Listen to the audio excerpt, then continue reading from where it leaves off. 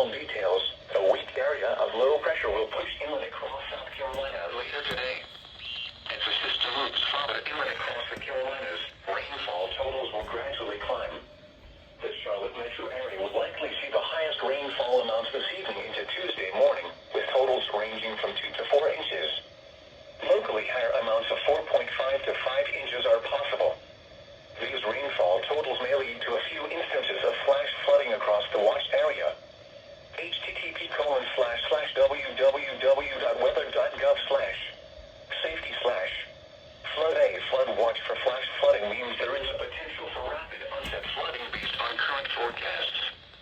Flash flooding is a very dangerous situation and may impact areas that do not typically flood. Please monitor the latest forecasts and be prepared to take action quickly should flash flood